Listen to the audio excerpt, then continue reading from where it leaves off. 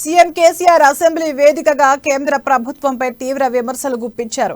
అసెంబ్లీలో బడ్జెట్ సమావేశాల్లో భాగంగా సభలో జరిగిన చర్చల ముఖ్యమంత్రి నరేంద్ర మోదీ సర్కార్పై ధ్వజమెత్తారు. దేశంలో పరిస్థితి దారుణంగా ఉందని, దేశంలోని పరిస్థితులపై సుదీర్ఘమైన చర్చ జరగాల్సిన అవసరం ఉందని అభిప్రాయపడ్డారు. 75 ఏళ్ల స్వాతంత్ర్యం వచ్చాక కూడా అదే పరిస్థితి ఉందని ఆవేదన వ్యక్తం చేశారు.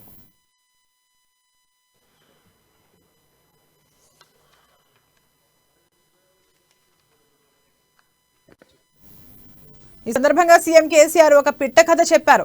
తిరుమల రాయుడు అనే ఒక రాజు ఉండేవాడని, ఆయనకు ఒకటే కన్ను ఉండేదని, దీంతో తనకు ఒకటే కన్ను ఉందని ఆయన చాలా బాధపడేవాడన్నారు.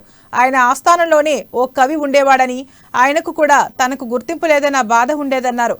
రాజుగారి నుంచి బహుమానం పొందాలంటే పొగడాలి అని ఇతరులు ఆ కవికి నూరిపోసారని చెప్పారు. దాంతో ఆ కవి రాజుగారి వద్దకు వెళ్లి ఓ పద్యం చెప్పాడు. కౌరవపతి అంటే కౌరవ ధృతరాష్ట్ర అధ్యక్షుడు 2 గంటలు లేకపోతే ఈయంత పోయినా కూడా బాగలేదు. మోడీ గారికి చెప్పేవాళ్ళు కూడా కాసారి కొద్దిగా మంచిగా చేయాలి, కొద్దిగా బాగు చేయాలని చెప్పకుండా బాగుంది బాగుంది బాగుంది యాందాక చెప్తారు. ఆఖరికైనా మాజీ ప్రధాని దగ్గర చెప్తారు. మనకేం తక్కువ సార్, డబ్బా దిగిపోతే కూడా మాజీ ప్రధాని ఉంటాం, ఇక తక్కువ ఉంది మనకు. అక్కడ దాకా ఏదైనా పొరపాటు పోతుంటే అదానికి గోటాలకు జరిగింది, ఇంత భయంకరంగా ఉంది, దేశం అంతా అట్టుడుకుతాంది. మన దగ్గర సరే, మన దగ్గర ప్రెస్ వాళ్ళు గోధి మీడియా అని మోదీ మీడియా అని ఏదో అని వాళ్ళు మరి ఎందుకు రాస్తలేరు పాప, విషయాలు చెప్తలేరు, రాష్ట్రాలు రాస్తున్నారు, చెప్పడం చెప్తున్నారు. పర్ఫార్మెన్స్ లేదు అధ్యక్ష. లేనప్పుడు కూడా అనవసరంగా పొగడం ఏదైతే ఉంటుందో అది మంచికి దారి తీయదు అధ్యక్ష. ఈమె పూజ, నేను వాస్తవాలు చెప్తా ఉన్నా, I wanted to put it on record. నేనేం కాంగ్రెస్ పార్టీ కాదు, కానీ జరిగిన ఫ్యాక్ట్. వాళ్ళని ఒకటే నమూనా కాంగ్రెస్ వాళ్ళని తిట్టుడు ఎక్కడ అవుతుంది అధ్యక్ష. ఈ మధ్యలో దృష్టి కూడా ఉంటే తమరు గమనించి ఉంటారు. బీబీసీ అని ప్రపంచ వ్యాప్తంగా పేరుగాంచినటువంటి ఒక ఇంగ్లీష్ ఛానల్ ఉంది అధ్యక్ష.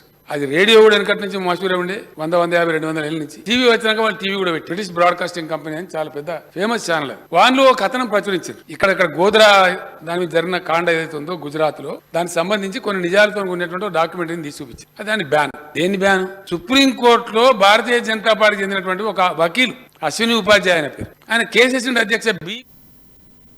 ప్రధాని మోదీ ప్రసంగం నిరాశాజనకంగా ఉందన్నారు. దేశ ఆర్థిక వ్యవస్థ 5 ట్రిలియన్లకు చేరుతోందని మోదీ చెబుతున్నారని, అయితే 3.3 ట్రిలియన్లకు మాత్రమే మన ఆర్థిక వ్యవస్థ చేరుకోగలిగిందన్నారు. 5 ట్రిలియన్ ఆర్థిక వ్యవస్థ అనేది పెద్ద జోక్ అన్నారు సీఎం కేసీఆర్. హిండెన్బర్గ్ నివేదికపై మోదీ ఎందుకు మాట్లాడారని ప్రశ్నించారు. ఈ అంశం దేశ ప్రతిష్టతను బాగా దెబ్బతీసిందన్నారు. అంతర్జాతీయ పెట్టుబడిదారులు భారత్ను నిశితంగా గమనిస్తున్నారని సీఎం వివరించారు. ఆ 5 ట్రిలియనే అసలు జోక్ అధ్యక్ష. వాస్తవంగా చెప్పండి, సిల్లి. కనీసం ఏమన్నా పెద్ద చేయాలి కదా. ఎట్లయితే గట్లయితే యాందాకైతే గాందాకపోతాం, కానీ కలనన్నా కనాలి కదా. Dare to dream. ఆ 5 trillion it self is very very less, తక్కువ. దానిలో ఇవాళ చేరుకున్నది 3.3 ట్రిలియన్. ఓన్లీ 3.3 ట్రిలియన్ దగ్గరనే ఉన్నది ఇప్పుడు ఇండియా. మరి ఏమైతుంది దేశం గతి? అసలు భూమిమారి అసలు రుగ్మత ఇది పెట్టుకొని, అసలు సంగతి ఇది పెట్టుకొని మీదికి డామ్ డూమ్ డీమ్ డామ్ అంటే ఏం లాభం అధ్యక్ష? బట్టి నోరు గాయి లొల్లి, 2 గంటల ఉపన్యాసం, సాయి సంసారి లచ్చి దొంగ వడిదే బొబ్బ. ఇది ఎవరు వనకొచ్చేదండి? ఎందుకు వనకొచ్చేది? ఒక మీనింగ్ఫుల్ గా ఇట్లా కాదు గిట్లా వైఫల్యం అంటే ఒప్పుకోవాలి. తప్పది, తప్పు జరిగింది అని, ఇటు జరిగింది సవరించుకుందాం, చెప్పండి మీ సలహా చెప్పండి అడగాలి. ఇంకా గంభీరంగా ఆ 5 ట్రిలియనే పెద్ద జోక్, అసలు చాలా పెద్ద జోక్ అధ్యక్ష. మరి ఇలా ప్రపంచ ఆర్థిక వ్యవస్థల గురించి మనం చూస్తే, అమెరికా యొక్క ఆర్థిక శక్తి అధ్యక్ష, వాళ్ళ economy $25 trillion. Next China $18.3 trillion. తర్వాత Japan $4.3 trillion, Germany $4 trillion, India 3.4 trillion దగ్గర ఉన్నాం అధ్యక్ష. ఉన్నాం కానీ కథ డిఫరెంట్. ఇది దీని సంగతి ఇక్కడ దొరకదు. ఎక్కడ దొరుకుతుంది అధ్యక్ష? ఇది ఎకానమీ ఉండు వేరు. అసలు ఎకానమీ యొక్క దీని యొక్క అసలు కథ దొరికేది ఎక్కడ? పర్ క్యాపిటల్ దగ్గర దొరుకుతుంది అధ్యక్ష. ఎంత సైజ్ జనాభాకి ఎంత ఎకానమీ ఉందనేది పాయింట్. పర్ క్యాపిటల్ కాడిపోతే అసలు సంగతి బయట కరెక్ట్ జయరెడ్డి గారు. Per capital says the real story of. దేశంలో విచిత్రమైన పరిస్థితులు ఉన్నాయన్నారు సీఎం కేసీఆర్. బడ్జెట్ సమావేశంలో పాల్గొన్న ఆయన కేంద్రంపై నిప్పులు చెరిగారు.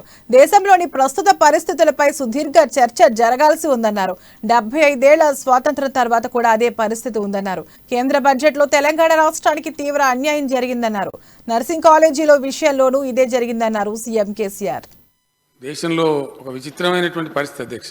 చాలా విచిత్రమైన పోకడలు కూడా కొన్ని చూస్తా ఉన్నాం. కొన్ని వింత ధోరణులు కూడా అనేక సందర్భాల్లో వీఆర్ కమింగ్ అక్రాస్. అవి ఎట్లా ఎందుకు జరుగుతున్నాయి ఏంది అని ఆలోచించాల్సిన అవసరం ప్రతి ఒక్కరి మీద ఉంటుంది అధ్యక్ష. ప్రక్రియలో, ప్రజాస్వామ్య ప్రక్రియలో జాతి నిర్మాణ రంగంలో పనిచేసేటువంటి ప్రతి వాళ్ళు కూడా దాన్ని తీవ్రంగానే ఆలోచించాలి అని చెప్పి నేను ప్రార్థిస్తా ఉన్నా అధ్యక్ష. ఆషామాషిగా తూకిత్తా మైకిత్తా పార్టీ ఈ పార్టీ అట్లాంటి ఆ పార్టీ ఇట్లాంటి కాకుండా దేశంలో చెలరేగుతున్నటువంటి ధోరణులు, ప్రజల ఆలోచనలు నెరవేర్చబడకుండా మిగిలిపోయిన ప్రజల యొక్క ఆకాంక్షలు, ఆశలు, మధ్య మధ్యలో చెలరేగేటువంటి ప్రజల యొక్క ఆక్రోశాలు, వీటన్నిటి సమాహారంగా డెఫినెట్ గా ప్రజా జీవితంలో ఉండేటువంటి వాళ్ళు దీర్ఘమైనటువంటి తీవ్రమైనటువంటి ఆలోచన, చర్చ జరపాల్సినటువంటి అవసరం ఉంటుంది అధ్యక్ష.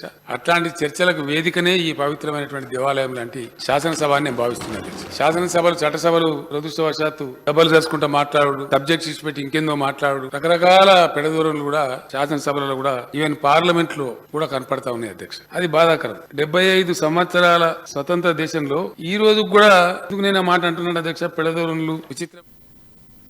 మోదీ కన్నా మన్మోహన్ సింగ్ ఎక్కువ పనిచేశారన్నారు సీఎం కేసీఆర్. కానీ ఆయన ప్రచారాలు చేసుకోలేదన్నారు. ది లాస్ట్ డికేడ్ బుక్ ను గురించి ప్రస్తావించిన కేసీఆర్ పరిశ్రమలు మూతపడుతున్నాయని, ద్రవ్యోల్బణం పెరిగిపోతుందని చెప్పారు. మోదీ గెలిచారు, బీజేపీ గెలిచింది, కానీ ప్రజలు ఓడారన్నారు ముఖ్యమంత్రి. అన్ని రంగాల్లోనూ దేశం తీవ్రంగా నష్టపోయిందని చెప్పారు. దివాళా తీసినా మాదే పైచేయంటున్నారని కేసీఆర్ తెలిపారు. ఎన్నికలు జరిగినప్పుడు పార్టీలు గెలుతానని, నాయకులు గెలుతాను కానీ ప్రజలు ఓడిపోతారు అధ్యక్ష. అది దురదృష్టం, ఈ దేశం చేసుకున్న దురదృష్టం. మోడీ గారు గెలిచిండ్రు 2014. ఎందుకు గెలిచారు? కాంగ్రెస్ పనికి రాకుండా అయిపోయింది, ప్యారలైజ్ అయిపోయింది, మన్న అయిపోయింది. ఏదో ఆ మన్మోహన్ సింగ్ గారు పాపం మంచి వ్యక్తి అనేది బదనాం పెట్టి ఆయన పనిచేసుడు ఎక్కువ చేస్తాడు, ప్రచారం తక్కువ చేయలేను. డాండు ఆయన లొల్లి పెట్టినట్టు చాలా చేసిండు ఆయన పని. నేను చెప్తా ఆయన ఏం చేసిండు, మోడీ గారు ఏం చేసిండు, నా దగ్గర లెక్క ఏం చెప్పలేదు. చాలా మంది చెప్పిండ్రు మోడీ గారి కన్నా బెహతరీన్ పని చేసిండు ఆయన, కానీ ఆయన చెప్పుకోలేదు. చేయలేదని వీళ్ళు ఎక్కువ చేసి దేశాన్ని నమ్మించి మేమేందో చేస్తామని చెప్పారు. ఆ చరిత్ర నాది కాదు అధ్యక్ష. పూజా మెహ్రా అని చెప్పి ఒక very famous economist, is a journalist also. The last decade అని చెప్పి ఒక పుస్తకం రాశారు. యువ ఎమ్మెల్యేలు రాసుకొని తెప్పించుకొని చదువు చూడండి. పూర్తి వాస్తవాలని దీనిలో లాస్ట్ డికేడ్ అంటే 10 సంవత్సరాల నరేంద్ర మోడీ గారి, మన్మోహన్ సింగ్ గారి యొక్క పరిపాలన ఏం జరిగింది నేను కూడా చెప్తా. పుస్తకం పెద్దగా ఛాన్స్ అవుతుంది కానీ దాని క్రోడీకరణ చెప్తాను. I will substantiate. వాస్తవంగా ఏంది, ప్రజలేమో పౌరసత్వం వదులుకొని పోతున్నారు, పారిశ్రామికవేత్తలు పారిపోతున్నారు, పరిశ్రమలు మూతబడుతున్నాయి.